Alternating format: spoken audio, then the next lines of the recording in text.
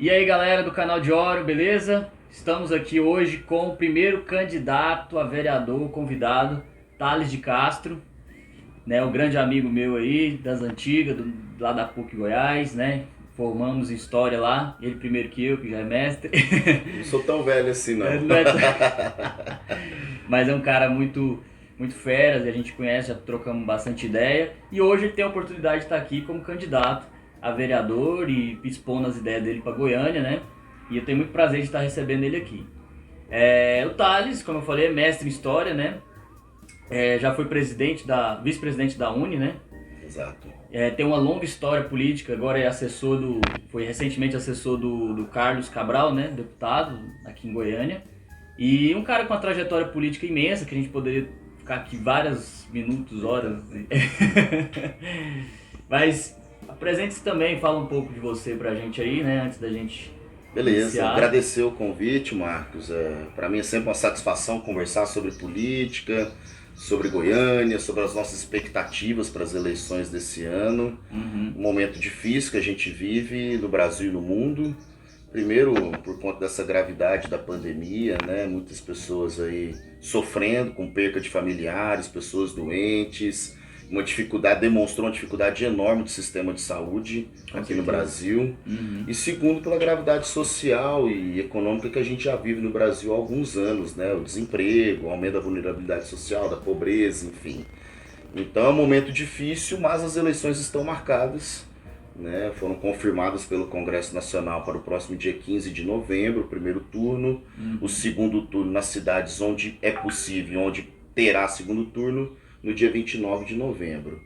E eu já há algum tempo venho me preparando para esse desafio. Ser candidato é uma consequência de um trabalho que eu já venho realizando e construindo aqui em Goiânia já há alguns anos.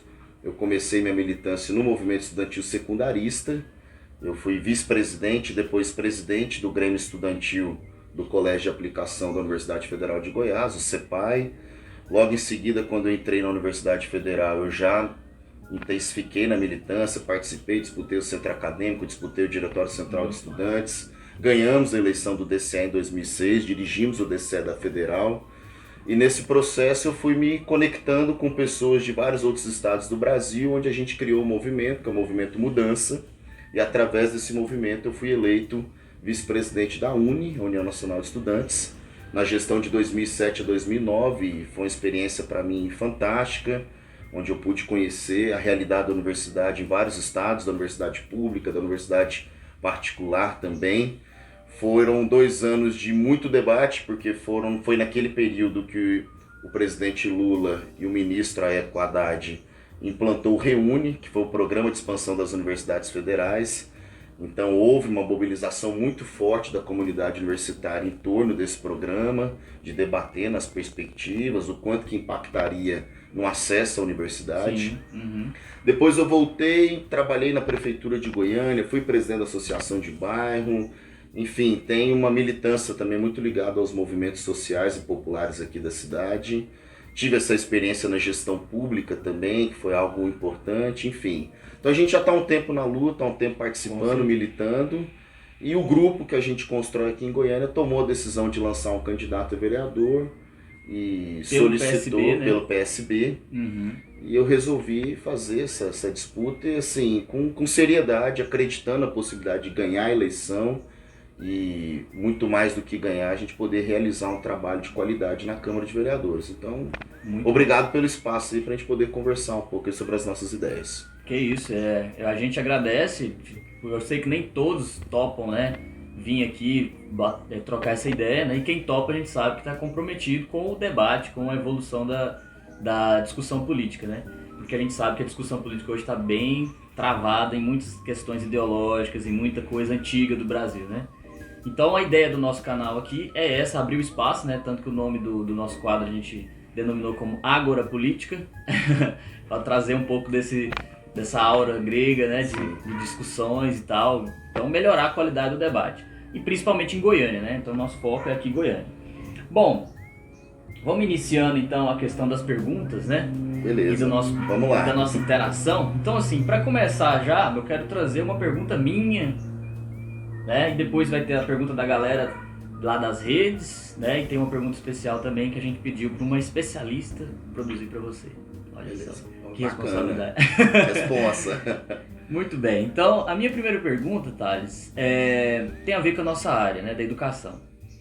Então, assim, uma preocupação minha hoje, e assim, de todos os professores, eu acho, é que a gente vê que, por exemplo, o município, ele emprega bastante professores na educação, tem uma questão de concurso, né, bastante concorrido, e muitos professores realmente se sentem melhor no município, tem um plano de carreira até melhor do que o estado, né? Ao longo do tempo, o município conseguiu se estruturar como uma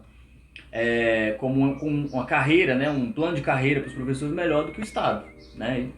E teoricamente, teoricamente, né? Mas desculpa. Não, pode. Não, porque o estado ele tem um bom plano de carreira, de cargos e salários também. A dificuldade que eu vejo do estado para os professores, obviamente, é porque ele não cumpre com a legislação.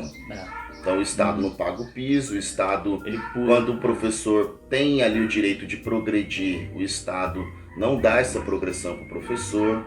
E agora, recentemente, foi aprovado o Estatuto do Magistério, que retirou direitos, porque tinha quinquênio, tinha licença-prêmio, que também os professores tinham uma dificuldade de adquirir esses direitos, porque o Estado meio que congelava esses direitos. Exatamente. Mas não que a carreira, o plano de carga e salário seja ruim, mas é a falta de aplicabilidade da lei, né, da rede estadual. Exatamente. O Estado tem o plano, né, mas ao longo do tempo a gente viu que foi sabotando, né? Exato. Então os governos anteriores do Estado sabotaram a carreira dos professores a ponto hoje da gente realmente não ver perspectiva. Quem está de fora, né, quem não é professor concursado do Estado se sente assim fora total de entrar nisso, né, de entrar numa carreira concursada e consolidada. E fora que não tem concurso há muitos anos, principalmente na nossa área, que é os desde 2007, né? Acho que foi a última em 2007. Muitos anos. Então, isso é uma situação muito grave, assim. E eu fiz um processo seletivo recentemente, vou falar de experiência própria na prefeitura, fica aí até uma crítica já. Fiz em 2018 um processo seletivo, já estava me formando, e o prefeito na época, o Iris, né? Ele fez o processo seletivo, chamou várias pessoas, assim, pessoas até de um currículo duvidoso, porque, por exemplo, a área de história foi chamada pessoas da sociologia para assumir a vaga de história. E um monte de gente desclassificada. Tem até um movimento que chama Movimento dos Professores, aqui, que surgiu um movimento dos professores contratados, né? Assim, houve um movimento, eu participo dos grupos. E eu queria saber de você, cara, como que a gente vai resolver, qual que é a sua proposta, a sua perspectiva, para resolver esse problema de você ter, por exemplo, uma demanda que você precisa dos professores e você ter essa Secretaria Municipal de Educação que trata os professores dessa maneira. Como é que você acha que vai? Beleza, eu acho que nós precisamos pensar a educação nas suas diversas abordagens, né? Pegando primeiro, né, ponto de vista aí, seria a qualificação, formação, respeito e valorização dos professores. Nós temos um caso, né, que é grave. Foi um concurso que foi realizado, se não me engano, no início de 2016. Vários professores passaram nesse concurso, tiveram o direito de poder entrar na carreira da rede municipal e a prefeitura não fez a convocação desses professores. Segundo, né, a dificuldade estrutural mesmo das escolas. A gente vê até hoje escola de placa, CMEs de placa. O prefeito agora resolveu fazer salas modulares como uma forma de ampliar a rede da infraestrutura para poder garantir mais vaga, mais acesso. Não sei se você já pôde ver e acompanhar a instalação dessas salas modulares, como se fosse containers. Sim. Então, assim, é uma estrutura que não é a estrutura adequada, a estrutura que a gente acredita que é a necessária para poder, de fato, garantir uma mínima qualidade de ensino. Fora isso, tem toda uma questão mesmo de investimentos, de aplicação do dinheiro do Fundeb, de pagamento do piso salarial. O município ele tem a responsabilidade do ensino infantil e do ensino fundamental. Eu, enquanto vereador, eu preciso me ater do ponto de vista de propostas, de defesa, né, de intervenção política a partir desse ciclo, que é o ciclo qual o município tem a sua prerrogativa de investimento, de cuidado. Acho que, primeiro, nós precisamos pensar seriamente o aumento do número de vagas no CMEs em Goiânia. Nós temos hoje um dado que 30 mil crianças estão fora das escolas em Goiânia. Então é criança de 4, 5, 6, 7, 8, 9, 10 anos. Obviamente que isso tem toda uma carga aí do ponto de vista social, né? Desemprego, famílias desestruturadas, crianças que às vezes não moram com os pais, moram com outras pessoas, enfim. Tem toda uma dificuldade do ponto de vista social da desigualdade, mas isso também acontece por conta da falta de planejamento da prefeitura, da falta de investimento, da falta de prioridade que, na minha opinião, hoje existe em Goiânia. Não há um planejamento concreto de quantos CMEIs serão construídos, isso não é claro para a sociedade, não há uma transparência em relação a esses investimentos. Porque a gente sabe que existem alguns CMEIs hoje, obras acontecendo, algumas paradas inclusive, e a gente não percebe hoje um sinal de como é que vai reduzir esse déficit de vagas que são tão necessárias para que as famílias possam garantir o estudo dos seus filhos. Eu tenho 2 filhos, os 2 estudaram no CMEI. O Ulisses de 9 e o Benício de 5, os 2 estudaram no CMEI. Então, e para nós foi uma experiência fantástica. Exatamente. Só pra conheça essa realidade do CMEI. É tipo assim, é como se a pessoa tiver uma vaga no CMEI, como se estivesse privilegiada. Você foi privilegiado de conseguir essa vaga, então, né? Porque tem 30 verdade. A concorrência é uma concorrência muito difícil. É um sorteio que ele acontece onde grande parte das famílias que às vezes não tem internet, não tem uma conexão melhor, não consegue acessar porque ele é feito pela internet. Rapidamente as vagas se esgotam. Então a gente percebe aí uma dificuldade enorme, primeiramente nisso, assim, falta de acesso. Segundo, a qualidade mesmo. A gente precisa pensar na formação, na qualificação dos professores, nas condições de trabalho dos professores.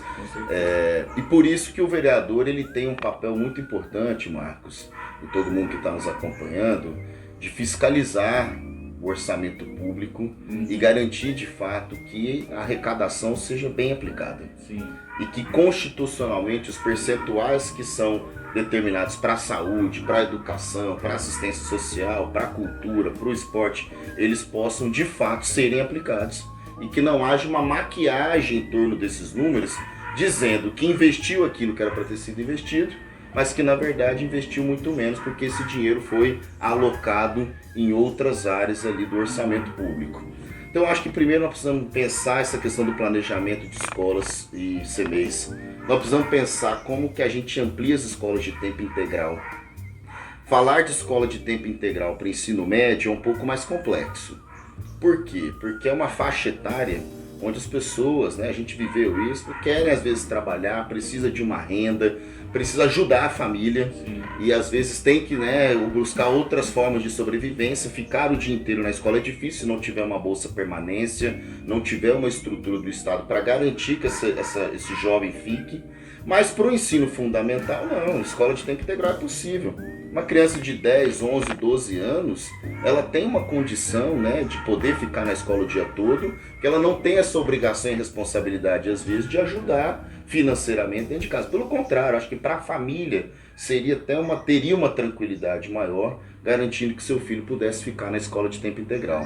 Sim. Então, desculpa se eu falei muito, eu acho que assim, educação sempre foi uma prioridade nas nossas vidas. Meus pais são professores, meu pai é professor de inglês, minha mãe é professora, meu pai aposentou, ele teve um AVC, enfim, mas ele sempre deu aula. Minha mãe é professora, fez o mestrado, doutorado, ela é doutora em História. E lá em casa a gente sempre estudou em escola pública e sempre o discurso foi, através da educação que nós vamos conseguir vencer, superar os desafios e criar melhores possibilidades e condições de vida. Então isso eu carrego do ponto de vista pessoal e é o que eu tento lá em casa com meus filhos também, sempre conversar e apresentar para eles essa importância. E com certeza eu sempre carreguei isso na minha vida política também, porque o movimento estudantil, a pauta principal é o debate da educação, é o acesso ao financiamento, enfim, é ter mais estrutura. E é o que a gente carrega do ponto de vista da nossa base política, inclusive do grupo, da rede de apoiadores que a gente tem. Nós temos diretores de escola que nos apoiam, diretores de CMEI que nos apoiam, servidores, professores da universidade, servidores da universidade, estudantes, porque sabem que nós temos um compromisso com a educação. Mais investimento, garantia da aplicação do Fundeb, agora que o Fundeb aumentou com a sua nova lei, passará pela Câmara essa fiscalização. aumento de vagas no CMEI, aumento de escolas de tempo integral, valorização, qualificação, um fomento para o desenvolvimento dos professores da rede municipal de ensino. E por último, o que você falou, sem professor efetivo, de fato dedicado àquela carga horária, dedicado àquela escola, dedicado à rede municipal, o que a gente percebe é o professor contratado, que nós temos que valorizar e respeitar os professores contratados, mas que eles trabalham na escola, trabalham numa outra, vai dar aula numa universidade, às vezes vai até vender alguma coisa para poder complementar a renda, porque os contratos, os salários são muito baixos, são muito desvalorizados e não tem a garantia de estabilidade. Fora que de 2 em 2 anos, se eu não me engano, ele tem que sair, tem que ficar um tempo fora. Então precisa ter concurso público e mais do que ter, o prefeito precisa convocar. Que não dá para fazer como foi feito em 2016. Teve o concurso público, ele foi no começo do ano, fez a convocação no final do ano, se não me engano. Só sei que quando o prefeito Íris assumiu, ele não fez a convocação. E tem inclusive comissão aí dos aprovados que está brigando até hoje para poder garantir essa convocação, porque é uma estabilidade maior da própria rede. Né, da própria rede poder ter uma turma, né, de professores, um quadro de professores que de fato se dedique a esse ensino, essa qualidade do ensino no município de Goiânia. Sim. Então, bandeira da educação, bandeira que para nós ela é muito importante, ela é prioridade, nós vamos brigar muito, dialogar muito com os sindicatos, muito com as associações, para garantir que a educação seja uma prioridade. Por último, falei demais, só mais um pouquinho. Não, tranquilo. Sou candidato, né, cara? Candidato, a gente quer apresentar as ideias, né? E professor, né? Junta, né? Junta, viu? Só fazer aqui uma ressalva, né, da nossa indignação com a atual prefeitura, com a atual gestão, quando mandou embora 3 mil contratos durante a pandemia. Terrível, cara. Né, 3 mil famílias que ficaram numa situação extremamente vulnerável, com muita dificuldade. E esses 3 mil contratos onde? Na educação. Sim. Então assim, não faz o concurso, não chama, e ela pega ainda os contratados e faz esse tipo de manobra, de margem, enfim, usando o discurso que é para poder equilibrar as contas da prefeitura. Sim. Sempre é assim, né? Há um gasto enorme, uma dificuldade de arrecadar, uma má gestão do recurso público, e eles querem resolver isso colocando a responsabilidade do servidor público. Eu acho um equívoco. Eu acho que nós temos que valorizar, respeitar o servidor público, qualificar o servidor público para que ele possa prestar um bom serviço. Sim, eu quero rapidamente só enfatizar uma questão dentro do problema que eu levantei no início, que é a questão do processo seletivo que teve, né, nem era o concurso que eu participei, e o descaso da prefeitura, da atual gestão, porque eles chamaram um monte de professor, e entre eles com certeza um monte de recém-formado como eu, e como as portas aqui se fecharam dessa maneira, né, a gente fez manifestação, inclusive fomos atrás de vereadores na Câmara. Eu lembro dessa mobilização. Lembro, eu cheguei a te falar, a gente conversou, eu lembro. Então assim, nós fomos atrás de vereadores. Qual que você pode falar? Naquele momento os vereadores tinham obrigação de pegar essa causa? Eu acho que os vereadores que têm compromisso, sim, Marcos. É assim, nós precisamos entender que há uma composição na Câmara, que na minha composição muito desfavorável para os movimentos sociais, populares, para quem tem uma concepção mais progressista da política, infelizmente. Porque, primeiro, o poder econômico é muito forte nas eleições, tem uma turma muito ligada ao grande empresariado, uma turma muito ligada a alguns setores religiosos, que não tem nada contra, pelo contrário, nós temos que respeitar a diversidade religiosa. Eu acho que isso é muito do direito individual de cada pessoa, mas eu acho que às vezes na política, essa vertente de defender muitas concepções religiosas em detrimento de outras abordagens que a sociedade vivencia é um perigo. Então, assim, às vezes o vereador ou a vereadora está mais preocupada com o debate da escola sem partida, que eu acho que é um debate opaco, vazio, sem sentido nenhum, do que resolver a contratação dos professores, que é sim um debate muito mais importante, que é garantir um quadro efetivo ou temporário que seja, mas poder cuidar. Mais digno, né? É digno, então, poder assim, que vai lecionar, né? Se o cara prestou e ele tem o currículo mínimo para entrar, qual é o motivo de ser desclassificado? Exatamente. Então nós somos desclassificados sem motivo. Por isso que eu digo, a composição da Câmara é uma composição desfavorável, a gente precisa mudar muito esse cenário. Eu acho que não é de uma hora para outra que nós vamos ter uma ampla maioria de vereadores e vereadoras do campo progressista. Mas para essa próxima legislatura, por exemplo, nós precisamos ampliar esse bloco político lá. Sim. Nós precisamos de um bloco político de vários partidos, de várias concepções, assim, mas que tem alguns entendimentos convergentes do ponto de vista de que nós precisamos fazer alguns enfrentamentos e fazer algumas defesas que sejam prioridade. Porque é difícil você, às vezes, né, ter uma pauta mais social e levar para uma Câmara onde os interesses ali são outros, né?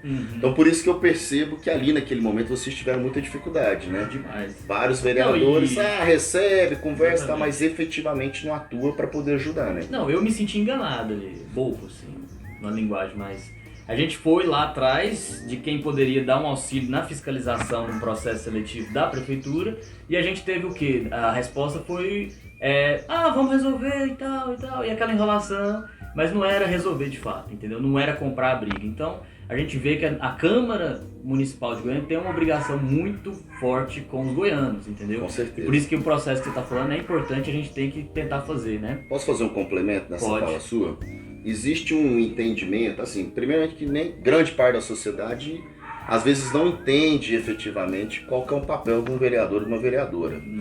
Mas quando há um discurso, que é o que a lei apresenta, que o papel do vereador é fiscalizar o executivo, e de fato é uma tarefa fundamental e difícil, mas muito importante, como eu disse, né, fiscalizar a aplicação do recurso público, fiscalizar as licitações, fiscalizar inclusive para combater a corrupção, que é algo muito importante, fiscalizar o planejamento, ajudar no planejamento da cidade.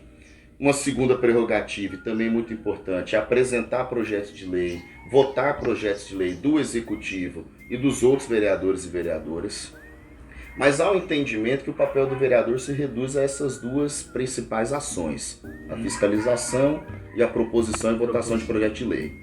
E na minha opinião, tem uma terceira que ela é de igual importância ou talvez até mais, que é a mobilização que o mandato de vereador pode construir na sociedade em determinados temas. Concordo. O mandato pode fazer audiência pública, o mandato pode chamar a imprensa, o vereador usa a tribuna e faz abaixo-assinado e pega a demanda do bairro ou do segmento, leva no prefeito e marca com o secretário, criar mecanismos de relação com a sociedade, ter um mandato mais próximo das pessoas.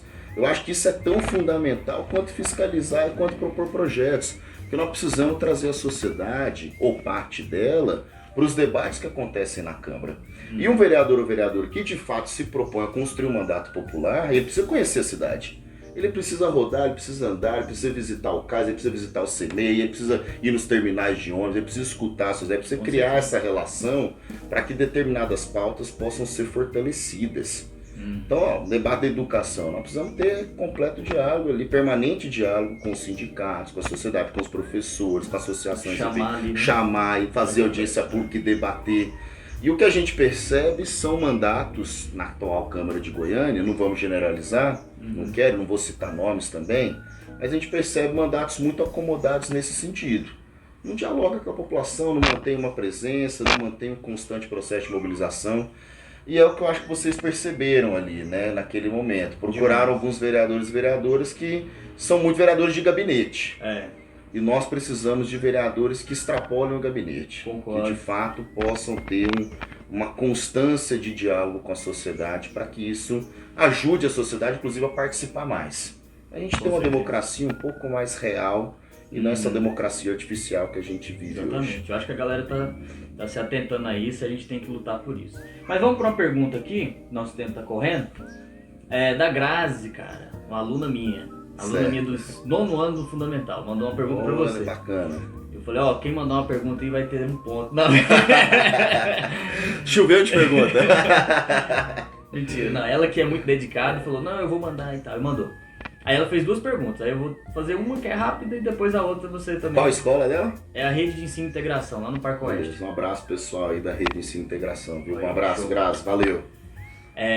A Grazi mandou, principalmente, ela mandou uma pergunta simples assim, o que o Thales de Castro, candidato, acha, né, ou vê de problema ou soluções na questão das queimadas agora aqui no Cerrado, também que está acontecendo fora, mas assim, principalmente mais uma questão ambiental, né? Como que a gente resolve essa questão ambiental aqui na nossa cidade?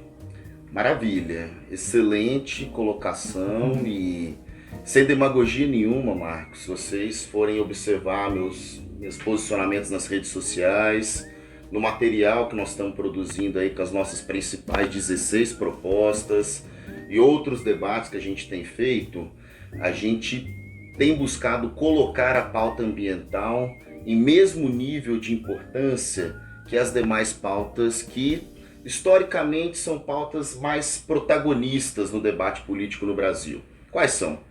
Educação, saúde e segurança sempre são pautas muito fortes, porque de fato é o que a população tem sofrido na pele com muita, muita cotidiana, assim, com muita dificuldade. Mas a pauta ambiental ela tem tudo a ver com tudo isso, né? Porque a gente hoje vive um processo de expansão urbana no município, onde a gente percebe uma diminuição das áreas de preservação ambiental, uma diminuição das áreas de preservação permanente, a falta de cuidado com alguns projetos ambientais que poderiam ser referência na América Latina toda, como foi o projeto Macambira Nicuns. E isso tem tudo a ver, né, com a dificuldade que a cidade vive do ponto de vista de geração de emprego e renda que poderia acontecer ali com a reciclagem do lixo, enfim, e com a própria sobrevivência da cidade, né? Goiânia já foi considerada uma das cidades mais arborizadas do Brasil, a cidade dos parques, das flores, e hoje já não tem mais tanta essa característica. Fora isso, até do ponto de vista de investimentos e do ponto de vista de trazer, né, a possibilidade de geração de emprego e renda, por exemplo, como indústrias, grandes empresas. Por que eu estou dizendo isso? Nós temos 84 cursos d'água em Goiânia. Um rio principal, que é o Rio Meia Ponte, alguns ribeirões, 3 ou 4, se não me engano, Ribeirão Anicuns e outros 3, e 78, 79 córregos. 90% deles estão poluídos. Então nós temos uma dificuldade hoje do ponto de vista do saneamento, levar água tratada para a população, a captação tem que ser em outros municípios. Isso afeta diretamente no que eu estou dizendo, né, na vida das pessoas, no dia a dia das pessoas. Nós temos dificuldade de trazer empresas para gerar emprego, porque não há mais esse recurso, que é um recurso importante em qualquer tipo de produção. Apesar de eu achar que a gente não pode tornar Goiânia uma grande cidade industrial, não é isso. Goiânia tem uma vocação muito forte para os serviços, e as indústrias que vierem se instalar em Goiânia, eu acho que tem que ser indústrias que tragam o mínimo impacto ambiental possível, mas é importante. E do ponto de vista mesmo da cidade, né, de poder ter uma recuperação de nascentes, os mananciais, poder ter uma cidade mais limpa, uma cidade onde tem uma qualidade de vida melhor. Eu quero debater isso com muita força. A questão da coleta seletiva, a questão dos resíduos sólidos, do aterro sanitário em Goiânia. Goiânia não tem um plano de resíduos sólidos bem definido. Nós estamos até hoje com o aterro sanitário ali funcionando e mais cedo ou mais tarde isso não comporta, inclusive por conta do nosso próprio lençol freático. Eu quero debater a despoluição dos nossos rios e córregos. É algo difícil, não é fácil, mas é algo que nós precisamos enfrentar também mais cedo ou mais tarde. E a gente discutir a preservação das áreas ambientais, dos nossos parques, das nossas nascentes, afluentes. Eu acho que Goiânia precisa entrar como protagonista no Brasil, como uma cidade que tem uma estratégia ambiental do século XXI. E não uma estratégia ambiental do século passado, que era consumir, consumir, consumir, consumir e não poder preservar, reciclar, reutilizar e garantir uma mínima preservação ambiental numa cidade que é tão rica do ponto de vista de recursos naturais como é a nossa cidade de Goiânia. E nisso entra o desenvolvimento da cidade. Nós vivemos um processo de expansão urbana muito forte. Inclusive na Câmara está sendo discutido o plano diretor, mas que ficou para ser votado para a próxima legislatura, onde há uma vontade de alguns setores da sociedade em diminuir a zona rural e aumentar a zona urbana.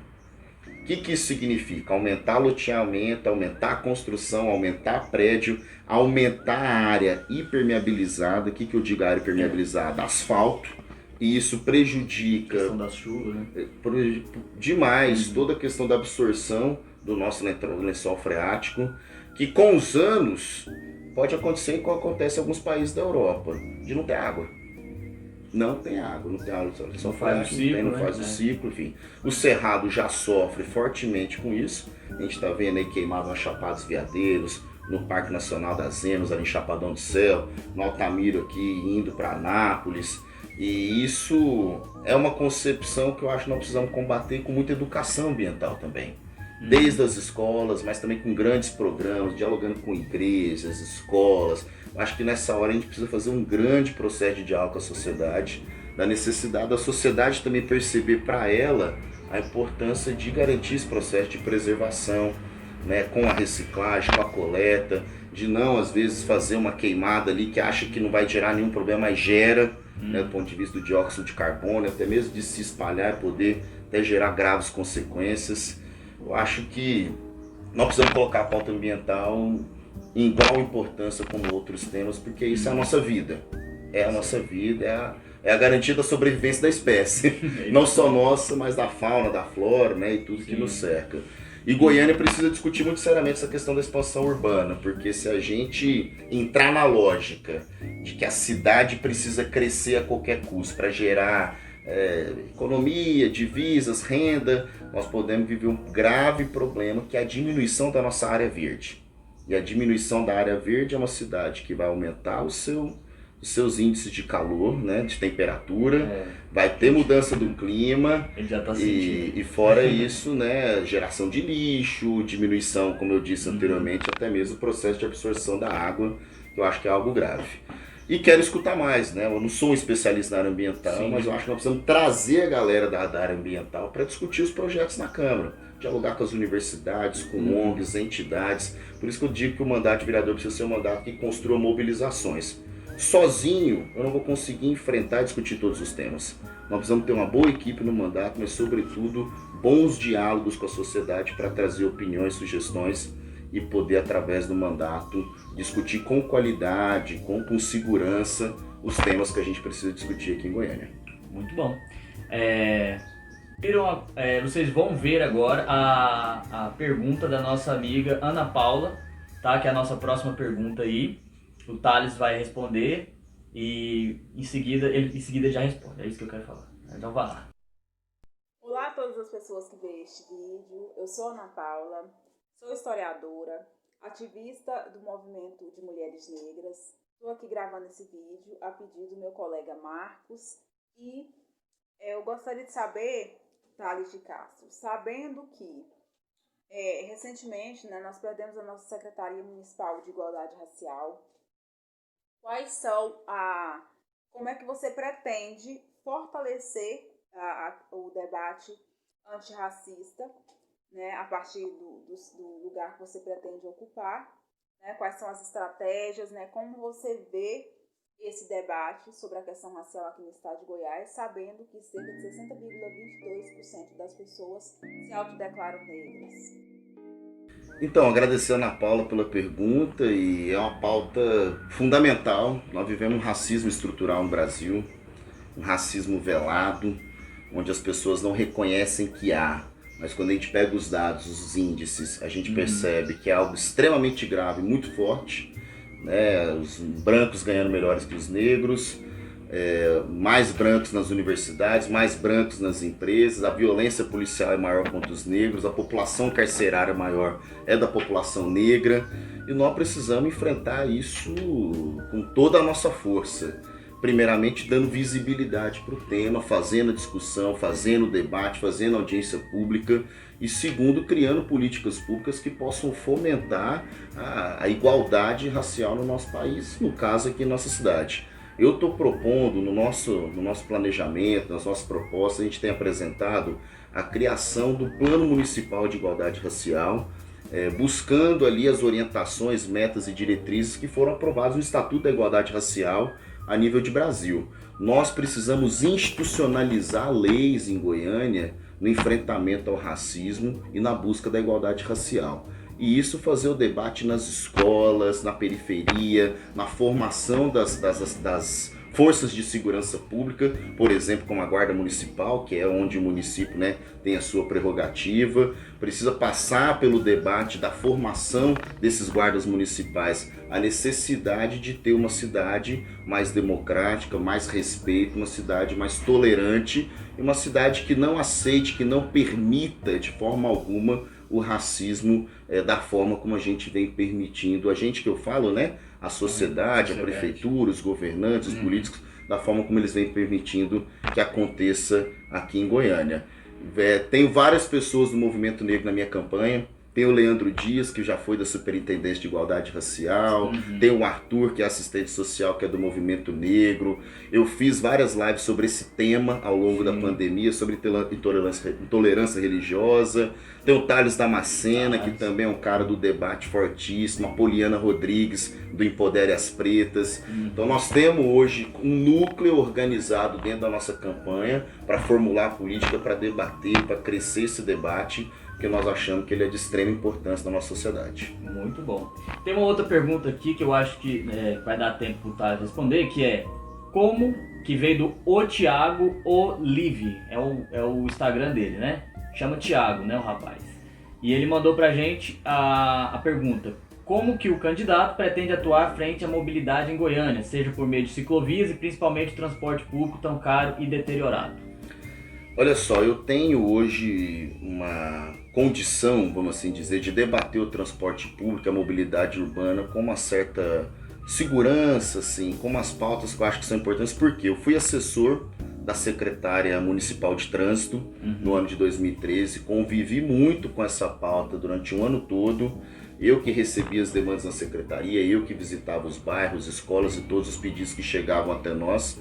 E depois eu fui chefe de gabinete da CMTC, Companhia Metropolitana de Transportes Coletivos, onde eu pude de perto observar as dificuldades que a população tem e principalmente entender melhor como que funciona essa rede do transporte coletivo em Goiânia, inclusive como que essas atuais empresas, que na minha opinião não cumprem com o contrato, não garantem uma boa qualidade de serviço, pelo contrário, só pensam no lucro, mas eu pude entender melhor como é que foi se dando esse processo de hegemonia e de monopólio dessas empresas aqui na região metropolitana de Goiânia. Primeiro, nós precisamos criar um fundo do transporte coletivo, porque todo o custo do transporte está embutido na tarifa. Quem paga é nós, somos nós, trabalhadores e estudantes. Não há nenhum subsídio do governo do estado, nenhum subsídio das prefeituras, das 19 prefeituras que participam aqui da região metropolitana de Goiânia. Isso é um absurdo e é à toa que todo ano a tarifa sobe.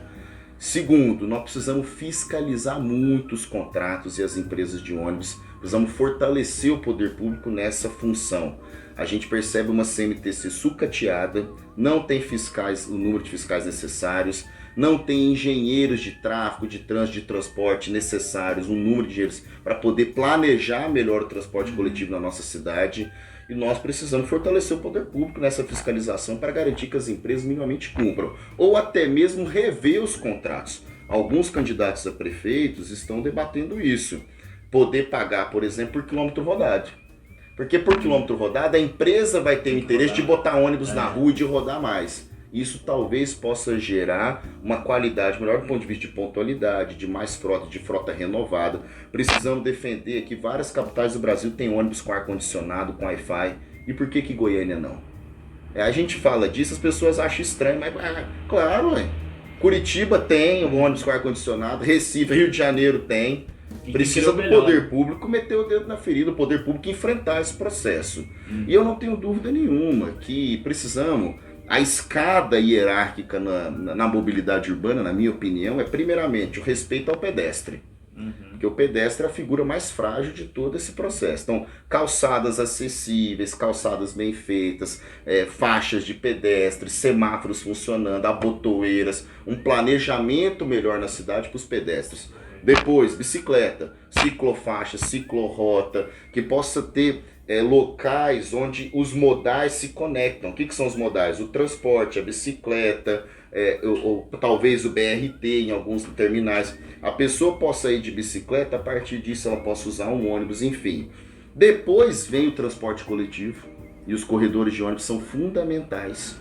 E por último, o carro. O transporte individual no Brasil ele foi muito valorizado. E o transporte público foi ficando em detrimento, ele foi ficando à margem do processo de investimento. Então aqui no Brasil a gente sempre valorizou reduzir IPI para carro, compre seu carro, a gente sempre teve, sabe, essa imagem de que ter o carro é importante. O carro carrega 4 pessoas, o ônibus carrega 50, 60, 70 pessoas. E a maioria precisa do público. E a pessoa às vezes precisa para ir para trabalhar. Tanto que o carro chama veículo de passeio, né? Na Europa, em alguns lugares do mundo, durante a semana usa o transporte, porque o transporte funciona. E no fim de semana, para passear com a família, para ir no cinema, para ir num parque, vir tomar um sorvete em algum lugar, usa o carro de passeio. Eu não tenho dúvida nenhuma que o transporte coletivo em Goiânia é péssimo, é ruim, má qualidade, há uma ganância enorme por parte das empresas de ônibus e nós precisamos fazer um enfrentamento sério sobre isso. Agora precisamos ter proposta também, precisamos ter proposta exequível. Uma delas que eu estou apresentando é a criação do fundo. A gente pode pegar o imposto do IPVA, a gente pode pensar uma forma de financiamento para poder injetar dinheiro no transporte coletivo, para garantir que tenha câmara nos ônibus, que tenha reforma nos terminais, que as empresas possam colocar mais frota rodando. E mais do que isso, talvez repensar até o modelo mesmo. A forma como está hoje, ela é inaceitável, há um descumprimento do contrato, os prefeitos são omissos, o governo do estado é omisso, o governador Ronaldo Caiado é omisso em relação a esse problema do transporte coletivo e a população sofrendo.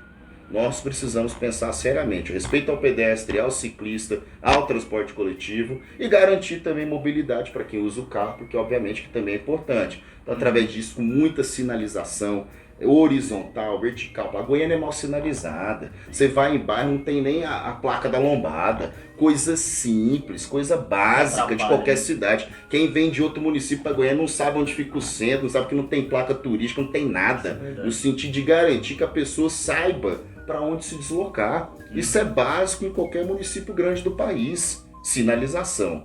Esse é um debate que nós vamos enfrentar também com muita propriedade, com muita disposição, porque o transporte ele é um direito constitucional, é o direito de ir e vir. Igual moradia, saúde, educação, enfim. Mas também é mais um direito que infelizmente o poder público não garante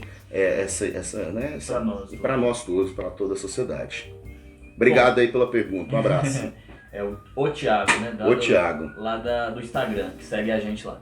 Bom, então nessa última pergunta a gente já vai encerrando aqui, né? Porque a gente selecionou algumas perguntas pro Thales, ele explanou sobre alguns temas, né? E eu deixo suas considerações finais agora pra gente ir encerrando. Beleza. E eu só agradeço a sua presença, né? Espero que sua voz seja ouvida através dos seguidores, né? E que as pessoas ponderem bastante na hora de votar, porque a chance está sendo agora. Vamos debater, né? Com certeza. Quero agradecer, Marcos, aí pelo convite. Eu acho que todo espaço que eu possa ocupar para poder falar de política, poder falar de qual cidade que a gente quer, é importante a gente ocupar para discutir mesmo os temas da nossa cidade, do estado, até mesmo do Brasil e do mundo. Eu quero dizer o seguinte, eu tenho chance de ganhar a eleição, né? Eu já fui candidato a vereador em 2016, tive 1.459 votos. De lá para cá tenho trabalhado muito, não só eu, como todo o grupo político que hoje acredita no projeto. Temos várias pessoas envolvidas em vários bairros da cidade, de vários segmentos sociais. E eu acredito que nós precisamos renovar a Câmara mesmo. Eu acredito numa transição geracional. Do ponto de vista de transição geracional é importante. Mas mais do que a transição geracional, que é a gente poder dar espaço para uma nova geração, poder atuar politicamente, poder ocupar espaços públicos, nós precisamos ter uma renovação do ponto de vista de prática, de ideias. Precisamos de mandatos mais democráticos, mais populares, que seja mais próximo da população. E é essa a minha intenção enquanto candidato a vereador, mas não só enquanto candidato. Enquanto um militante político, enquanto uma pessoa que acredita que através da política a gente pode melhorar a vida das pessoas e ampliar as políticas públicas, reduzir as desigualdades e garantir mais cidadania e mais direitos. Então, quero pedir o seu voto, Marcos, para a gente poder chegar lá.